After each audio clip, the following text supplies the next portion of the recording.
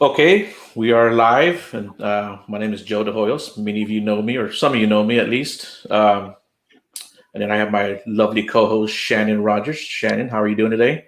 I'm good. As you're doing pretty good, huh? Yeah. Hey, give everyone just a brief introduction of yourself too, and the name of your group. I'm Shannon Rogers. I'm the lead of the Grand Patel Paranormal. Also, it was Direct Link Paranormal. And I do a lot of events, chase spirits around, and hang out with Joe online sometimes. So, Pretty cool. Well, today we have a special guest, a really cool personality, Rachel Hoffman.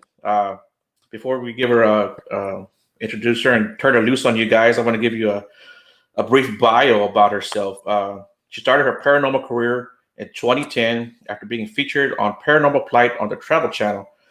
Rachel continued her paranormal plight, creating True Crime Paranormal, a show that highlights the victims of murder. Hoffman has been across America in her search to find the truth about life beyond death.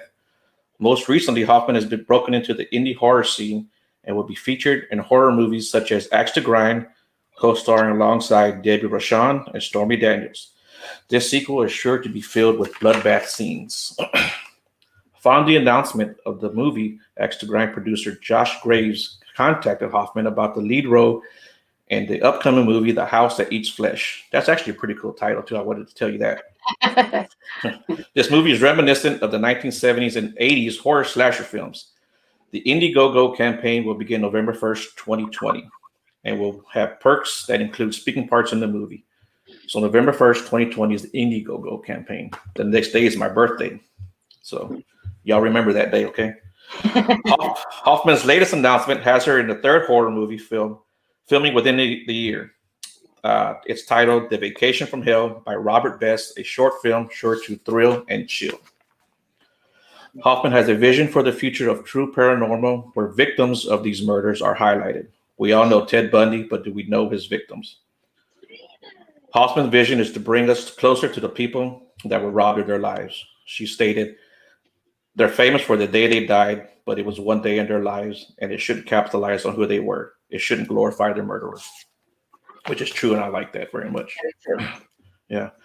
Hoffman has three movies being released between 2020 and 2021, but has no plans on stopping or slowing down in the paranormal field. With a book in the works that's based off of forensic science and relation of ghosts having a DNA stamp that would identify them as the individual they were in life. Hoffman is currently working on solo projects, and you can find her on Paranormal Expeditions on Facebook to follow her adventures. And if you want to follow some of the adventures, this is the woman to follow. She has great content, really does. So be sure to follow and tag along all your horror fans looking for perks and merch that will only find during the campaign. Horror and paranormal unite as Hoffman crosses genres and magically brings them together. So that was a pretty good little intro right there. Pretty good little awesome. bio. Yeah. Well So written. yeah. So Rachel, anything else you want to add to that or tell us about yourself that maybe we don't know? First of all, thank you for having me. You guys are amazing, and I love the show. Thank you. I think that in all, I am very humbled by my newfound experiences in indie horror. I was not auditioning for this at all. This all happened to me pretty much during COVID. I was posting the selfies everybody likes so much, and and one of the I producers. love them. Thank you. Girl I get power. so proud. One of the producers, Scott Sanford, actually reached out to me and he put a picture of me on the Axe to Grind site, and the likability factor was high, and they decided that they wanted me on the movie. So it was announced, and then within a 30-day period, Josh Graves had gotten hold of me for The House That Eats Flesh and asked me to participate in that one. So I'm completely humbled. Again, I wasn't going after an acting career at all. This just kind of was amazing and wonderful, and I'm still surprised. That's So cool like though. I guess you kind of started on your television stuff with the Travel Channel. How did you get that role? How did that come about? It was funny because I don't feel as though we were entitled to be on television. I had started my all female group about a year before that, And I didn't understand at first why people were actually angry that we got on television that quickly. And the reason why was because these people have been working hard in this field for a lifetime, and really it happened so fast. And I'm not going to mince anything. Zach Bagans actually asked me to help him scout out other locations and other teams to participate in the Paranormal Challenge back in 2010 or 2011. I apologize. And back then, a lot of people hadn't publicized their groups, and especially females. And I know this for a fact because he was trying to get another female group to challenge us at the end. He wanted us to be the beginning and the end episode. So we wound up scouting a ton of people, and we were very unique at the time. 3 females. It fit the quota for what they were looking for the show. And we wound up getting on the show, and then the opportunities were abundant after that. People were calling and wanted us to go to their location, to their homes. So I felt very fortunate. And, you know, again, I didn't feel as though I deserved it at all. It wasn't something wonderful that we did. We were just present and available at the time. And Zach thought our group was a worthwhile, you know, group and put us on there. So the rest was history. So how did you get your start in the paranormal? What was that process like? I was a young girl when I had an imaginary friend named Maybelle. She was 3 years, 5 months, and 8 days old. And when I was a little bit older, they found her buried outside my bedroom window with her tombstone face down. And her story's on my Facebook. I have to turn her stone over and scrape the moss off every year. So that's something I usually do and put it out there on YouTube or one of those so people can see. And when we turned the stone over, my family was like, "How did you know her name?" Because I was calling her Maybelle. I spelled it wrong. I spelled it Maybelle, because when you're a child, you don't think about the spelling. So it was spelled wrong, but pronounced right. So my imaginary friend was actually a ghost. Oh, wow. That's pretty good. So do you have any special abilities or gifts or? I'd like to say that I do. I don't do any kind of reading. I do some foreboding, which actually has served me really well and served me well to be able to give other people advice on, you know, different things going on in the paranormal. You know, you go with your sixth sense, as they say. Mm-hmm. And so I definitely have the ability to see ghosts, to talk to ghosts, to communicate with them. I see them in several different forms. Sometimes it's an anomaly or a flash of light. It's a full-bodied apparition, or with the help of the equipment that I have, it can be visual. Okay. Right. And this is still something you're currently pursuing, the investigations?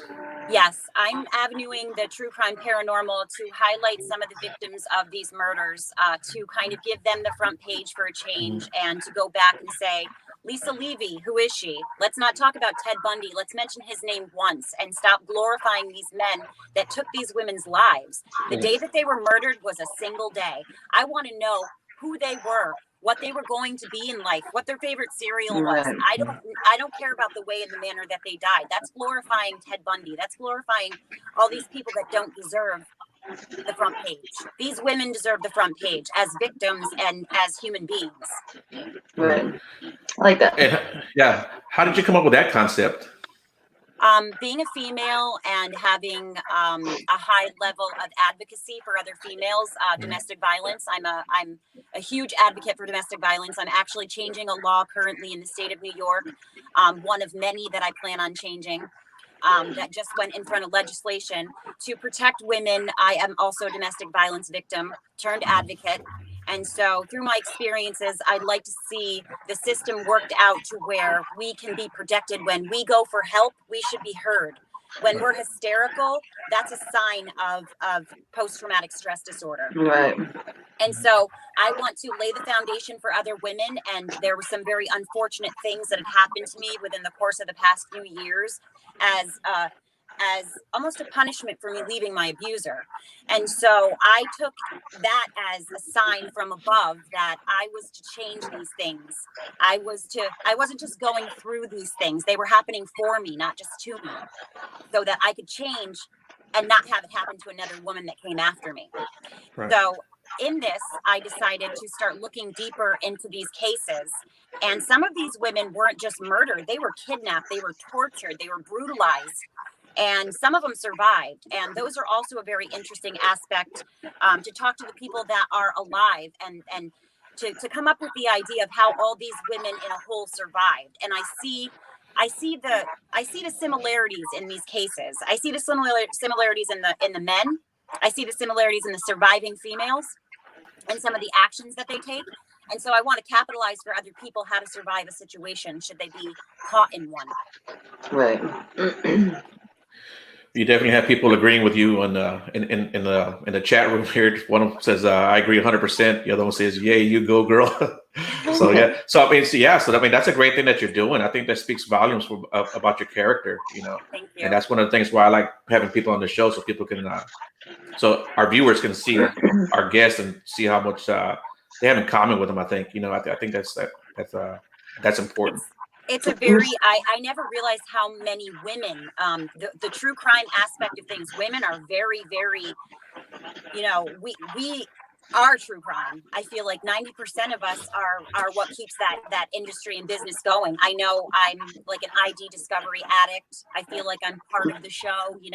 We like to see things through to the end, but I think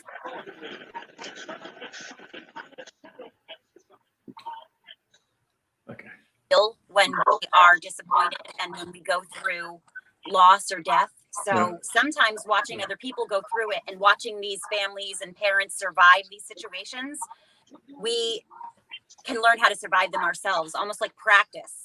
I practiced losing my grandmother for 20 years before she passed away. I would literally cry in my 20s about losing my grandmother. And then when she finally passed, it was like I had cried these tears. I knew this sadness, and it helped me cope. Right. Shannon, you have anything to say or add? It's such a relief because you're so much more than just a pretty face. And I'm happy. I'm glad. I'm like, you're awesome. I like listening to you talk and being an advocate for women and abuse and stuff like that, because I understand the PTSD that comes from an abusive relationship. It was more mental than it was physical. It tried to get physical, but I understand that. And so, yeah, we sometimes need someone to stand up for us because we can't always speak or even know what to say or how to say it. So you're awesome. Yeah. Do you have anything that people can reference if they need help or they're seeking, to get out of this kind of relationship? Right now, currently, I am trying to set up different things for people to go to their legislation in their state, because this is a state-by-state process that these things have to change.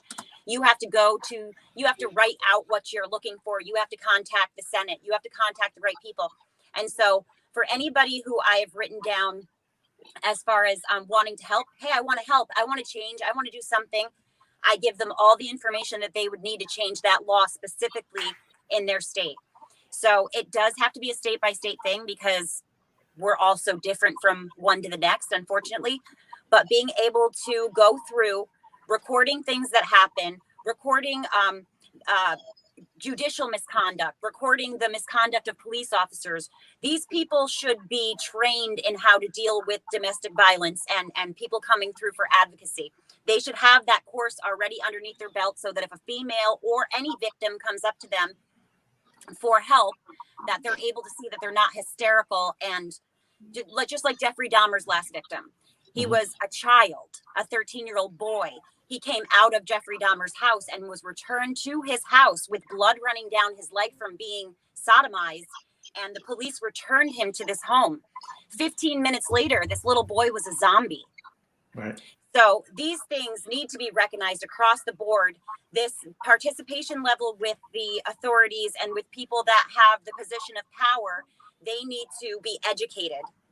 And that's my plight right now, is making sure that each and every person that's in a position of power or authority, especially over these domestic violence victims, has the know-how and knowledge to deal with it, and the references and the resources to be able to provide to these women so that they can find a safe house, escape a bad situation, escape the abuse.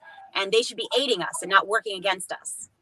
Right. Yeah, that's good. Yeah, that's good information. Yeah, there was a show on Netflix about a little boy who had been abused so much. I forgot the name of that show. Yeah, it was just crazy how so many people were told of this or knew about it and just passed it along. And, it was just crazy. No one was really, I guess, trained or to spot this, you know?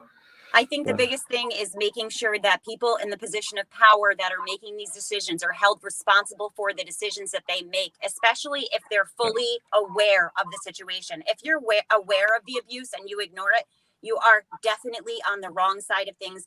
You're definitely giving a wrong message to females that are out there surviving. I left my relationship 5 times. The 5th time was when I finally got away. Yeah. So Yeah. it wasn't easy, and it wasn't fair, but I wound up surviving. And I feel as though I went through what I went through. I lost 20 pounds. I went through what I went through, not in vain. I didn't want it to be in vain. So I started sitting down and going, what can I do to change these things? They're telling me I have to wait all this time to get in front of somebody. This should be a fast track process. Right. I know that people are being murdered and abused on a daily basis, but this should be a fast track. This is still affecting individuals on their daily lives. So my whole thing with the True Crime Paranormal is to bring to light those people that were victimized, not just by their murderer, but also by the system that should have been designed to protect them. Right. Yeah, and that's good. Actually, I answered one of my questions. I was going to ask, how do you hope to impact your audience? And I mean, that was a great answer. That was a great answer before me asking the question. So yeah, man, that's I think what you're doing is great. Let's talk about some of your stuff you have going on with the movies and your films. You said you started that. It kind of came along as part of COVID, right? Yeah, so what was that process like? What happened there? I was pretty excited to hear the news. I was kind of like in disbelief at first. Because I've been an actress in the female Ghostbusters, but I was only doing it because I wanted to meet Bill Murray. I wasn't trying to be an actress. So I felt very fortunate. I was trying to do my solo project here for the paranormal, and it was really hard because so many places were closing, and I was going into places by myself, and my friends are like, "You're crazy," you know what I mean? Like, I'm going in like the woods or into these abandoned places, by myself. So I was doing that for a little while, and hi, I'm on the radio. Sorry. I have a bus visitor. So I was doing that for a little while, and then I wound up just posting some content on Facebook, and I feel like Scott really kind of felt that connection to me. And some of these characters I noticed were in the development phase of each one of these movies, and I noticed that the producers are actually taking elements of who we are, and it's going to be really smashing to see what that looks like in character form, especially these badass women. I mean, right. I'm amongst those. Proud to say. That's good. Yeah. How did you prepare for that kind of stuff? I mean, what did you have to do or need to do to prepare for, these horror movies? I studied a lot of the 1970s stuff, and I went back on a lot of the really great feature films that I had seen as a child. I like a lot of the really dark and gothic things that are presented in the 70s and 80s. It's kind of like that grit, that kind of bloodbath horror, the screaming, running in the wrong direction. Yeah. Car not starting, right? Right. Yeah, always the back when it was scary. Yeah. Yes, when it was organic. And also I love the fact that a lot of our I know that Josh Graves has the availability to have a lot of the CGI effects that he's got a great team. So there's going to be a lot of really great stuff. But with capturing the 1970s, 80s vibes with these movies, you're going to see a lot of what you loved about the 80s and the 90s. It was basically no CGI, so real bloodbath scenes and real things. And it's a lot to look forward to, especially if you like that kind of gore. Yeah. I know you shared some of your photos, and I mean, they look great. I was like, man, it was like real blood and real gore, I think you took one of the pictures where you're like laying in the bathtub, had blood all over you. That was a great looking pic, man. It really was. I asked the masses how they wanted to see me die, and they all wrote like their own little kind of caption version. So I made every one of them come true. I was like, okay, you want me to die by like death by comb? That one that was really great was a big air fan, like the fans that they use to get the smell out of a garage after you paint a car. Really? Yeah. And then he took a super soaker gun and shot the super soaker gun into the fan, and then the fan blew it all. I didn't think it was going to work. It worked. That's right. Yeah, that's pretty cool when you hear some of the behind the scenes details. Yeah. Yeah. Yeah, it was a real mess. Vinny, my photographer for that, his daughter Alana cleaned up the bathroom after us. I was ever so grateful. It was hard. He said he was going to hire a maid and just not say anything. He clean up the upstairs. Oh, so this was like in someone's actual house? Yeah. So we. Oh, wow! I thought it was a set. Oh, that's pretty cool. That was that's pretty cool. Yeah, it was a fun little promo video that I did to get people's attention on the House That Eats Flesh project. Okay, yeah, that's pretty cool. Yeah, I can imagine him hiring a maid. Hey, can you clean upstairs, please? Don't ask any questions, just clean up. Yeah. She runs away screaming. Yeah. Don't ask questions. So what movie was that one on? The one that you were in the bathtub? That's the House That Eats Flesh, and that was just the promo.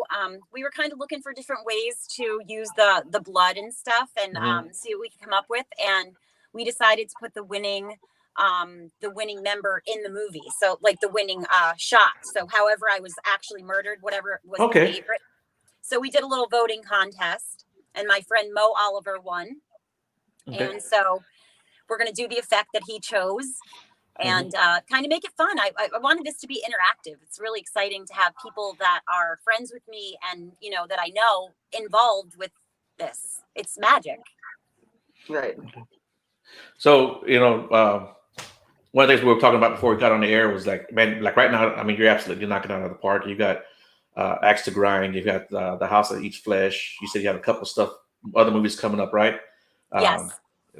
So has your life always been this easy? Has everything always just come to you? I wish I could say that it has. I'll be honest. I had a relationship that ended before COVID, and it seems that it was just sometimes in life relationships do hold you back. Right. And I feel as though that was something I need a partner that's not in complete competition with me. Competition with you. I remember all that. Yeah. I couldn't have gotten as far as I've gotten as a single lady with a partner. It's just not fair. It's not fair in so many different ways, but it's not fair to me also. I'm not going to bring myself down a couple notches. I'm not going to de-notch myself to make anybody comfortable. And so after I lost that and just became an independent woman and started finding myself again, these things started just really happening for me. And I went from being a victim to being an advocate. And I made that choice. That's like putting on a pair of shoes in the morning. You make your decision. And don't get me wrong, the people that have hurt me, abused me along the way have made me that advocate. So I thank them in the end. Thank you for all the things you've done wrong. I hope you're proud of yourself, because we're going to change the world. That's right. Right. So it doesn't happen again. Yeah, exactly. And so that's kind of my thing. Letting people hold you back is a big thing. Letting someone's insecurities take reign over your life is toxic. And so I found as though when I let friends and my ex-relationships and all these things go, all of a sudden the abundance became clear. And the gratitude was always there and should have always been at the forefront. But now at this point, it's like I wake up and say, thank you. I'm excited. I'm grateful. There's things that go wrong with my bus, but could be worse. My truck died the other day. I could have been on the highway. I always think that we're in the best position we can be in, and we just need to be grateful for every little move we make. Right. Yeah, that's very true. And I think again, that speaks volumes about your character. Thank you. Yeah. What about you talked about the people who have held you back, who have hurt you, have harmed you? What about the positive influences? Who has helped you out in that aspect? I've had so many. It started for me back in the paranormal with Zach Bagans. We did his show, and after that, he was very much a supporter of mine and made sure that people knew that we were badass. It was never about us being good-looking girls and being on the show. He was like, these are badass females. He spent 14 hours a day for 3 days in a row with me. In these death tunnels and these places. So he saw me take equipment off men and walk down these death tunnels for an hour by myself without breaking a sweat. So the level of respect that I've gotten And I have to say, entering into the field, I thought that everybody was going to be my best friend. I just thought it was going to be that easy. Yeah. Yeah. I didn't know that there was cattiness, jealousy, crazy. It's crazy. I know. The competition to be the star of your own show in the paranormal is obnoxious. Right. And I get lost in the mix with that because I was the leader of the crew. Dave Schrader is one of my hugest mentors. And he's on the Holzer files. So he's a huge influence in what I do paranormally. And he was also my judge in the paranormal challenge. So we became close over the years. Scott Grunwald is another one. Amazing men in my life that have come to my rescue when I chose to dress the way I wanted to, never veered from my personality. If I feel like wearing something, I'll wear it. And these men, more than anyone, have came to my support and backed me up and made sure that everyone knew that regardless if I was wearing a mini skirt, a pair of boots, didn't matter what I was wearing, that I held the same level of respect in their eyes. So it was very important for me. Yeah. That's something that we wanted to touch on too, is that, you seem very comfortable in your skin, have you always been like that? I have to say, I was teased as a child. I was overweight when I was a younger girl, all the way through high school. I played football. I had chopped off all my hair. I'll post a picture later. I used to carry 2 girls at once on my shoulders, like very much not like all buttoned all the way up to here. But I was a sporty girl, but I found myself, and I lived in Florida for a little while, and it was acceptable to go to the grocery store in a bathing suit. So I wound up mixing my style. When I came back to the upstate New York or East Coast area, people were like, "Oh my God, you huzzy." I can relate to that. Yeah, because I lived in Lauderdale on the beach for 4 seasons, and my wardrobe was bathing suits and wraps. It really was. And so when I came back for a wedding, I had no clothes to come back to a wedding in. I just lived the beach life, and it was so. Yeah, I totally understand that. You're like, how do I dress anymore? And it's cold up here now. Yeah, I'd always throw a flannel shirt over it, something like that. But when I found myself and I came back to the area that I was originally from, you probably find this too. Everybody stays the same when they don't move around. Right. And so they're very used to their norms. So when I came back, it was like a whole new person. I was like a stranger to everybody. And I was a stranger to myself. And I really just recently started finding myself, I never changed my style. I'll always dress sexy to the day I die. That's how it is. I'll wear this to Thanksgiving.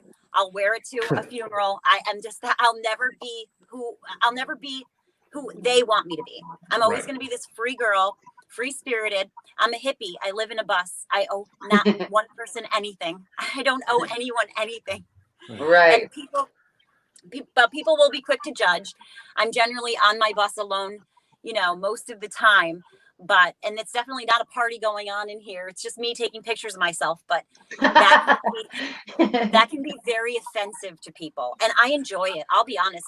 If they think that I'm just posting a picture of myself in a bikini, they better think again. I'm a social experiment freak. And I'm the type of person that will post a picture of myself in a bathing suit and let people bring me down 10 notches, or so they think. Mm-hmm. And then I'll make sure that I go back and give them a little bit of the know-how, give them a little bit of the education. I'll usually follow up a lot of my posts with like quantum physics. And then I'll do this because it doesn't matter what I'm wearing. It doesn't change this and it doesn't change this. Right.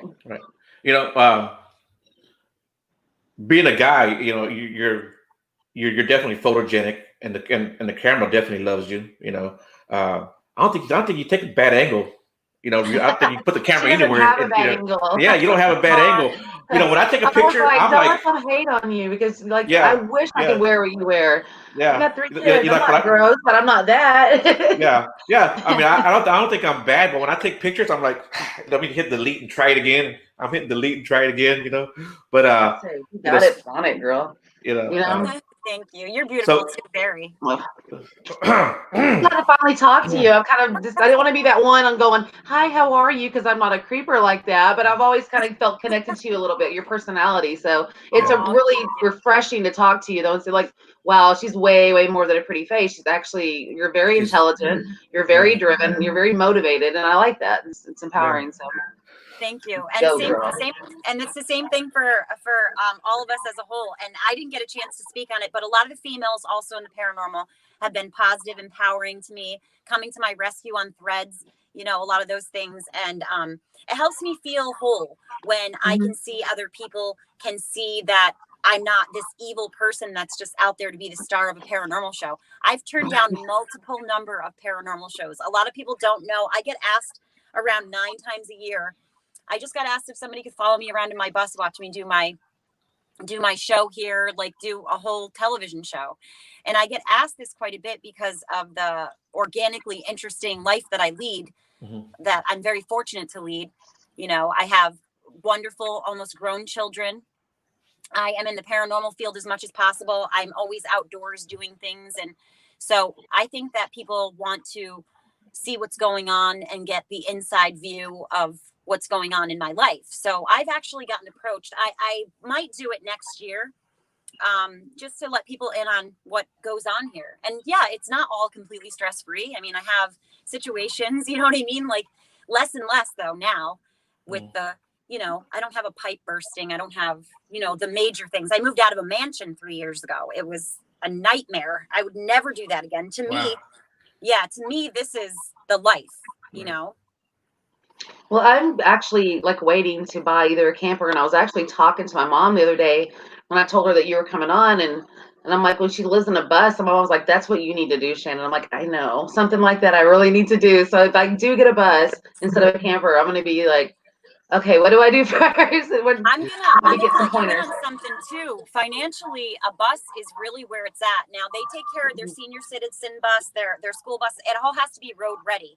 So these get taken off the road after about 7 years. I paid $1,600 on auction for my bus. For all and I've done all the work myself. So I've only put $5,000 into my bus, plus the cost.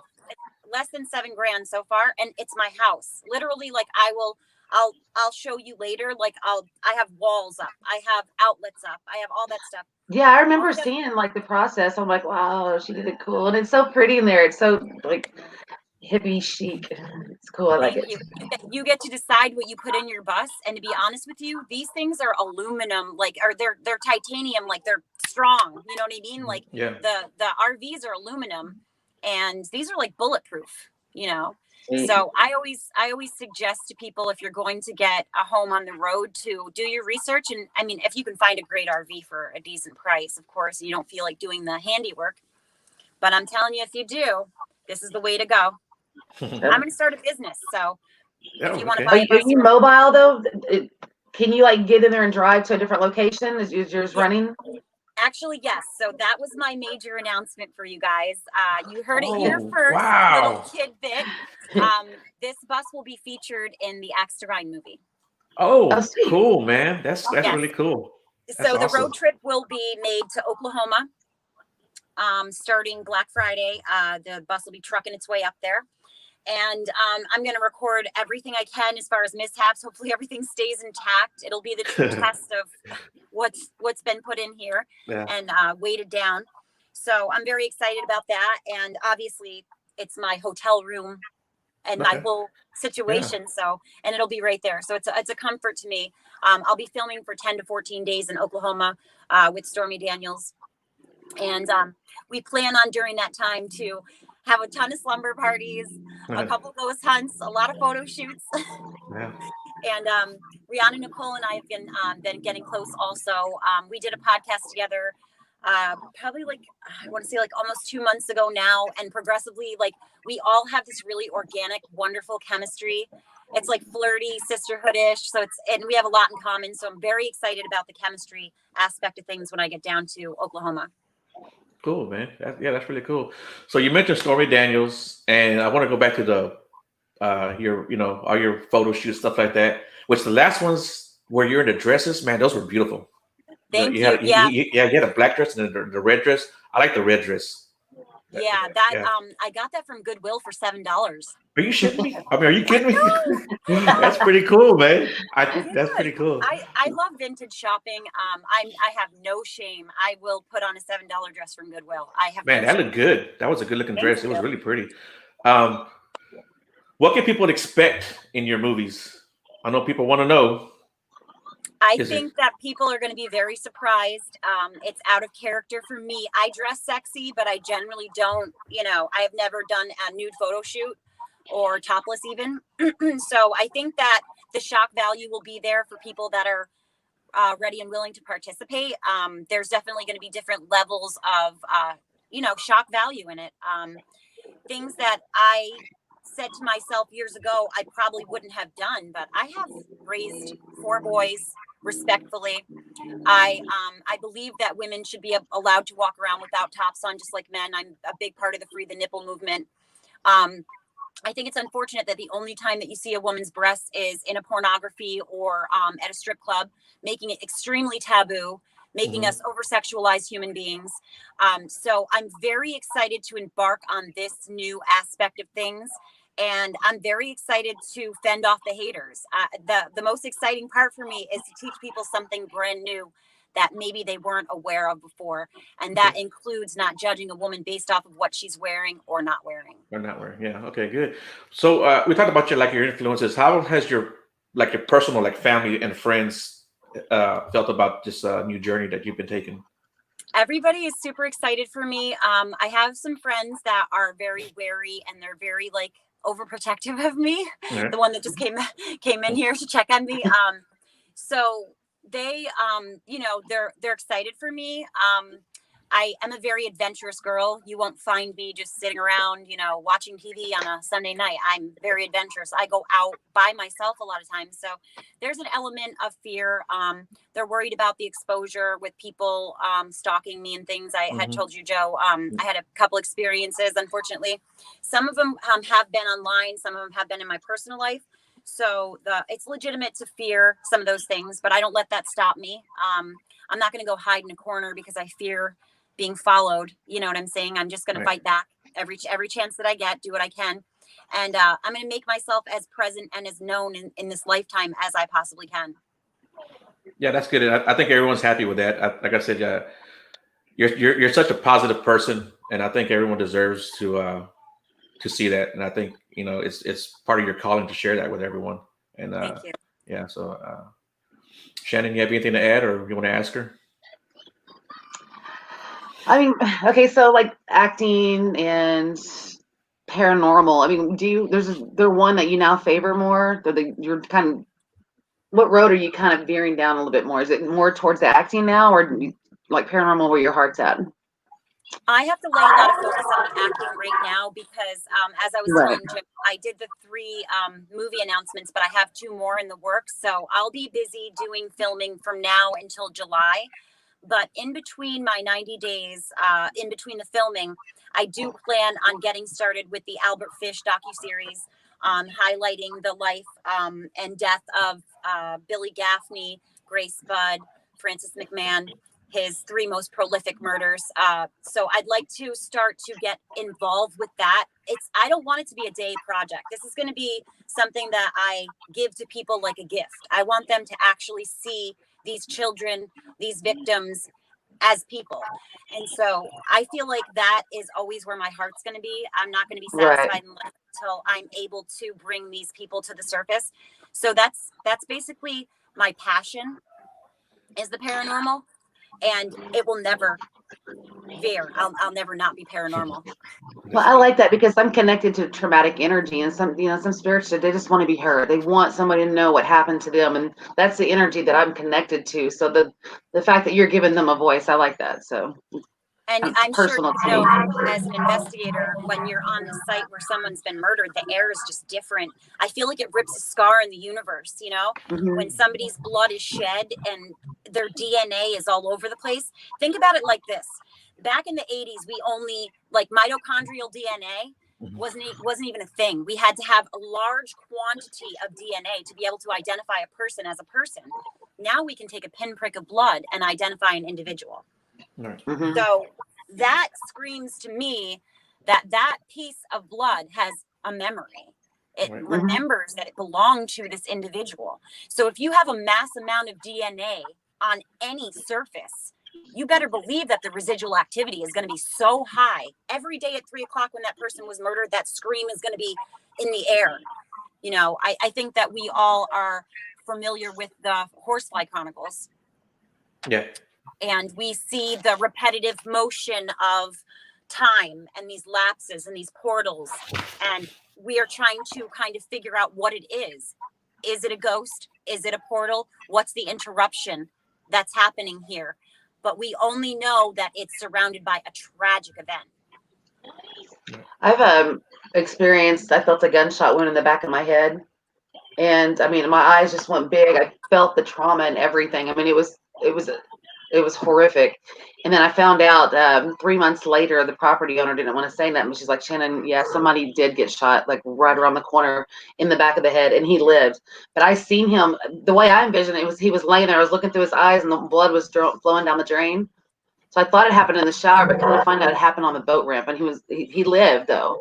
But my head hurt for 2 freaking weeks. But yeah, that energy and that trauma of the incident, the shock of when that bullet hit him, and because it was a drug deal gone bad.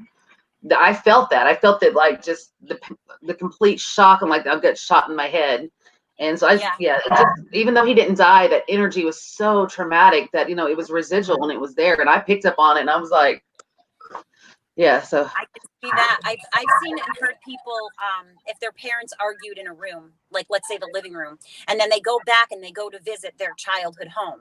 They walk into the room and the energy that's there, because us as living beings, we still give off energy. We don't give ourselves enough credit. Mm-hmm. We are still energy. We're just trapped in this meat suit. Yeah.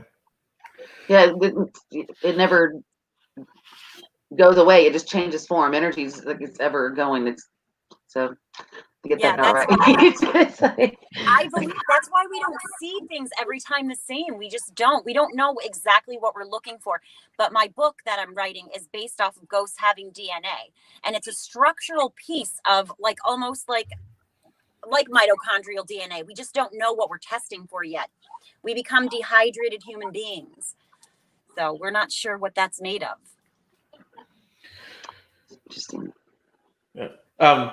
How has social media helped you, or how do you think you'll use it from this point forward to help you?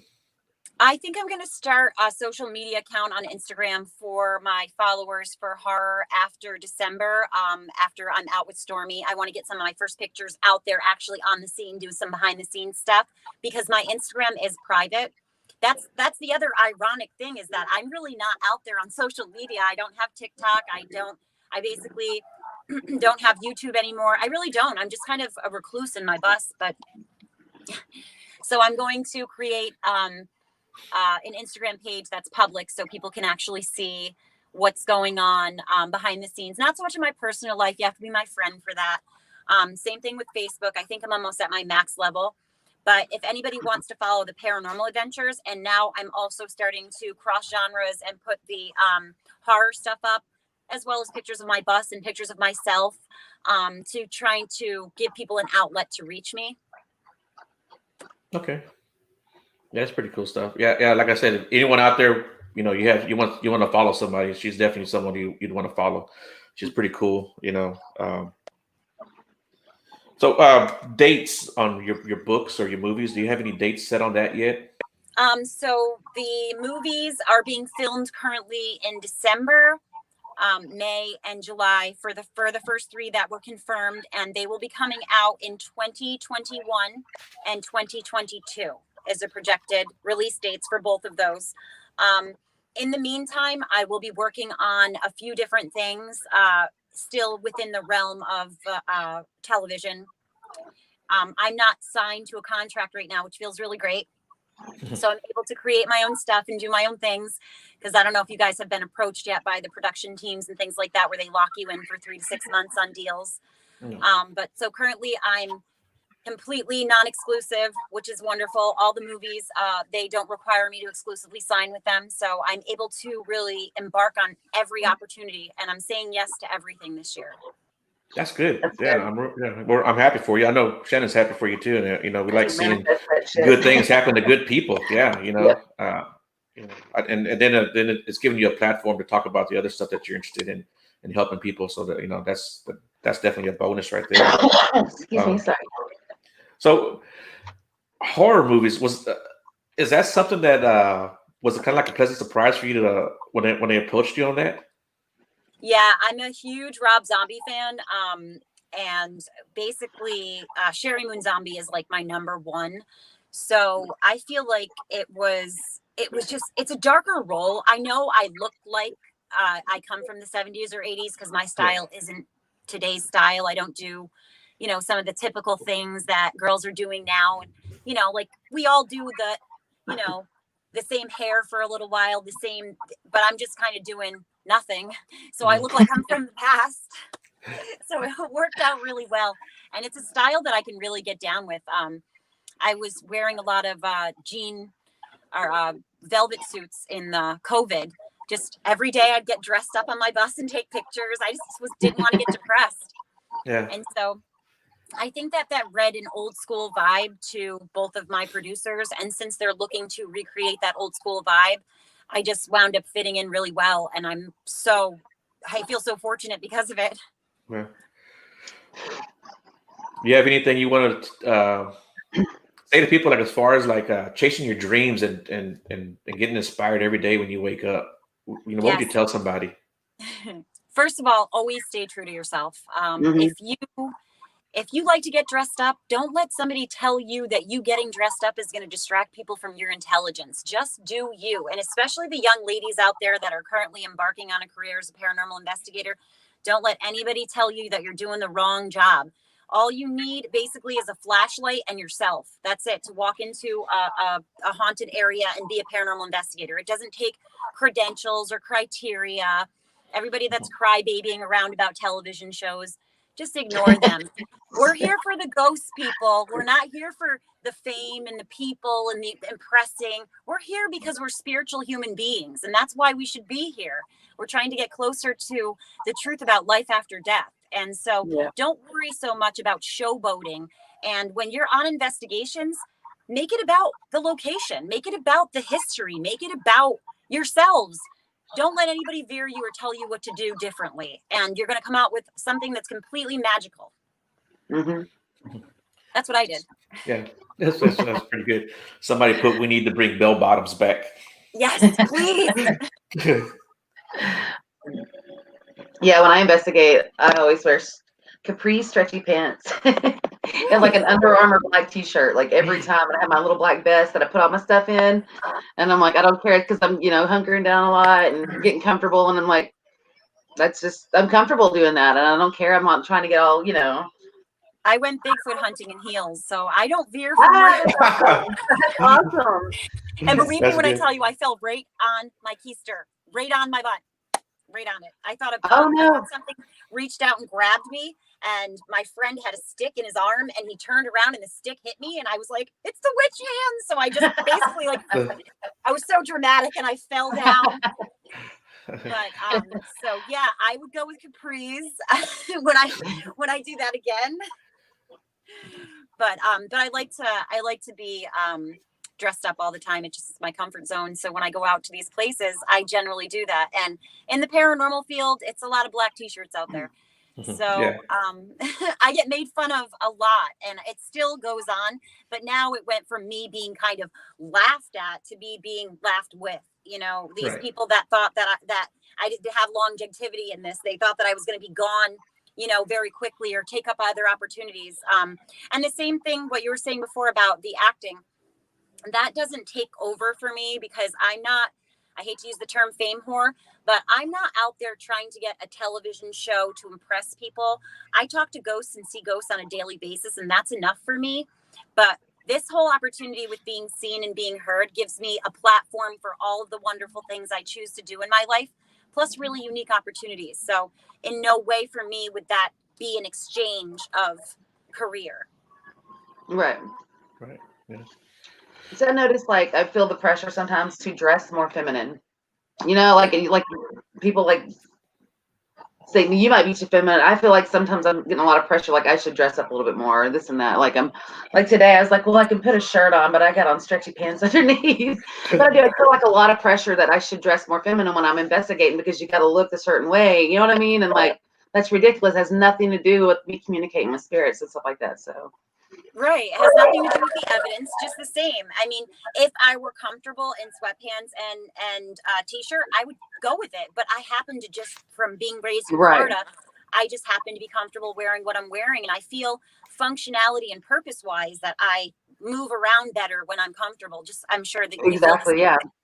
But I do see the pressures, especially with people turning the camera from the location onto you. So now you are basically in the bird's eye. Everybody's watching you. So, you know, I do feel that. And I've had other women reach out to me and say the same thing.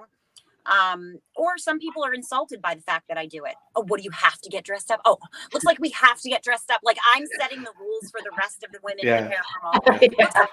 Yeah. Looks like because she had a costume party at one of her investigations that you can't have an investigation without a costume party, right, Rachael Hoffman? That's how it is. Shannon had a costume party here last week or the week before. I held a masquerade at a haunted hotel in Ballinger, Texas. It was a couple weekends ago, and it was amazing. So I want to do one for New Year's. I want to try to find a bigger haunted venue and have like a real one with, you know, with open bar and a DJ. But I want it to be haunted and just everybody have a good night. See, so I'm that looking for you're my spirit animal. That is awesome. I love having fun with it. You know, you gotta have. I'd like to take the paranormal and have themed events and stuff like that. So we're taking it seriously, but we're also having a good time. And you want to give people something to remember. So yeah. And that was my thing too. I would do a lot of the dress up things and be like, okay, ladies, let's do it. Every photo shoot is sexy to me because I hang out with a bunch of sexy women. Hey, let's do some sexy pictures. And, you know, I would have people get severely offended by me doing that. The pictures were beautiful. Everybody was dressed up in costumes. Why not take a couple photos? I'm a narcissist when I suggest that we should take photos, but I don't care about that. That's fine.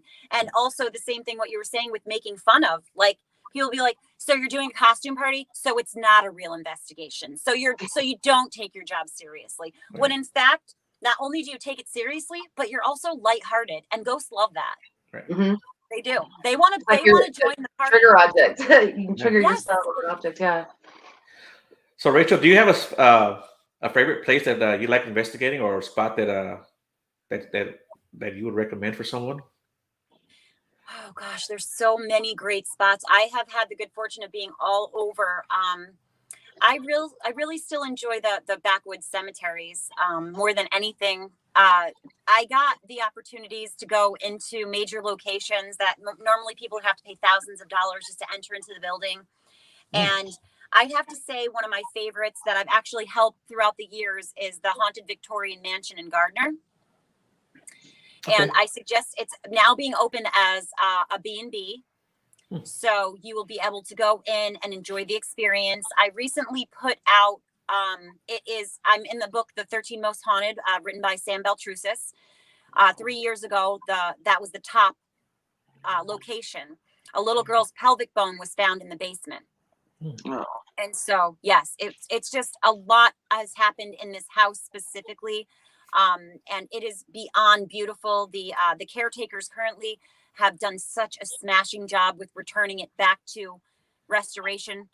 It's gorgeous. So the Haunted Victorian Mansion in Gardner is definitely one that I would go time and time again. Every room has its own element of being and story, and it's so much energy. It's amazing. Plus, aesthetically, it's beautiful. I'm going to Ireland for 9 days to investigate, and I'm super excited. July 1st through 9th. Is there any place like you aspire to go to abroad? Like any country? I know, I'm excited. For 9 days, it's going to be amazing. Ireland, it's called Spike Island, I believe. It's like their own Alcatraz over there, and it's an abandoned prison. We're going to stay the night there. We're going to investigate and sleep there. We're going to go to Leap Castle. We're going to stay there. I mean, I'm like, it's going to be amazing. Planes, trains, she's rubbing it in my face. And it's very affordable too. So I got links. We're gonna have to talk, lady. We're gonna have to talk. Yeah, there's a few spots open. So there's a few spots open. It was like $1,875 with a $100 deposit. And you can pay it out. So there's no excuse. It's like I'm going to Ireland for 9 days. Yeah. There you go. Is there any country though that you would really like to go? Because I've investigated Scotland too. But is there any place that kind of pulls you? I had an interesting spiritual story happen to me a few years ago, and a gentleman had come up to me and he had his hand in his pocket and he scared me because I thought I was getting robbed. And he came walking in between my two cars. I just left the grocery store. I had tons of bags in my hands, and I was actually afraid. I was in Boston. And he goes, "Excuse me, miss, I'm sorry, I have to ask you a question. I'm very embarrassed." And he started getting closer to me, and I started getting really nervous. And he pulled his hand out, and he had a hook where his hand should be. And he says to me, "I'm sorry to ask you this, but I'm a veteran and I served our country. I am homeless and I don't have any food. My check is going to come here within a certain number of days. And I wondered if you might spare a few dollars." So I gave him what I had. I was still scared and shook because he was in between and very close to me in my car. And as I handed him the money, he didn't ask me a question about who I was. Guarantee the man didn't own a television. And he says to me, "You know where you got to go looking for ghosts?" And I said, "Where?" Those got chills. He goes, "You need to go over to Iraq." And then he Oh. walked away. Oh, yeah. And so I have to say it wasn't my idea, but I feel like that was something amazing and spiritual happened to me in that moment that told me if I had the opportunity to go do investigations anywhere, that apparently Iraq would be the place I should Oh visit. yeah, can you imagine the trauma there? I mean, Yeah, you know, I've heard some crazy stories out of that Iraq and Afghanistan. You know, as far as hauntings go, yeah, that would be a crazy place to go. Truly spiritual, truly a spiritual connection. I felt like, I mean, if Jesus walked the earth and took a bus to my town that day, that was him. Wow. You know, you so didn't know anything that you were in the paranormal or anything, huh? He just said that to you. he just said, I literally couldn't. I was walking around all day, like talking to people, like about the experience, because to me, Yeah. profound experiences happen between two cars outside of a dollar store sometimes. Yeah. It just does. Yeah. So I got one final question for you, Rachel. Your tattoos. Did that stuff hurt on your stomach? I always wonder that. Oh, yeah. Here, I'll give you guys a close up. This is 14 hours of it goes all the way down. I won't put you through it, but yeah, it was 14 hours and it goes connected to each one of my ribs. Every time I see that, I cringe. I'm like, man, that had to hurt. Are you getting any more work done? Yeah, so I started my Medusa thigh piece. It'll go all the way down my leg, and I'm trying to find an artist that does the tapping ash method. Oh, okay. And I want to have. You want that? Yes, I want a Chinese dragon covering my whole entire back to my lower thighs. So I'll be pretty covered. Yeah. I heard that's pretty painful, the tapping thing. It is. So I have a theory about tattoos. There's a few of them, but I've been through a lot in my life. And so sometimes surface pain is there to remind you that you're alive. Right. And sometimes you go through so much in life and you survive so much in life that you don't feel the pain like other people do. So I have to say, when people ask me if it was painful, yes, the answer is yes, it was very painful, but it's not the most painful thing I've ever been through. Exactly. Yeah. Great answer. Great answer. So that provides me with the resilience to get more. Yep. Cool. Shannon, do you have anything you want to ask her, or any final thoughts? Yeah, let's go to Ireland. Let's go to Ireland. I got Ireland on the brain right now. Cool, man. Yeah, What about you, Rachel? The masquerade and all that stuff was like my aunt's like, I haven't seen you in a dress in 20 years. I'm like, well, that's a little dramatic, but I had a corset on. I mean, I felt like it was so much fun. It was like we were totally playing dressed up, and everybody got into the theme of it. So, yeah, that's the best. Yeah, it was great talking to you. So, yeah, Rachel? you too. I'm so excited, and we're gonna link up after this. I'm gonna shoot you a couple messengers and talk about the bus, talk about Ireland, and we're all gonna stay friends. Yes, ma'am. Yeah. Do absolutely. you have anything you want to add, Rachel? Anything you want to say to people? Basically, I think that we covered a lot of the grounds, and I'm really happy that we were able to talk about as much as we did. I don't generally get to use these radio shows as a platform to talk about domestic violence, so I appreciate this this opportunity to do that, and this is some new information for people. I do plan on crossing genres and doing a little bit of everything as far as the domestic violence, as far as teaching people how to defend themselves in the state that they live in. And also, I just plan on trying to do my best to each and every victim that I come across, to do my best to make their lives, put them on full blast, make their lives the center of attention, not their deaths, their lives. And to me, that it's a project that is a passion project for me, and I'm so excited to bring for people what they need to see in these situations, which is don't glorify the person that's murdering children. Don't glorify the person that's murdering women. Let's glorify the victims. Yeah. Well, yeah, I think you're doing a good job of that, and I can't wait to see what else you come up with, and you know, you definitely have my support. Thank you. I can do for you, let me know. Thank I'll you. be more than happy to share anything that you want me to share.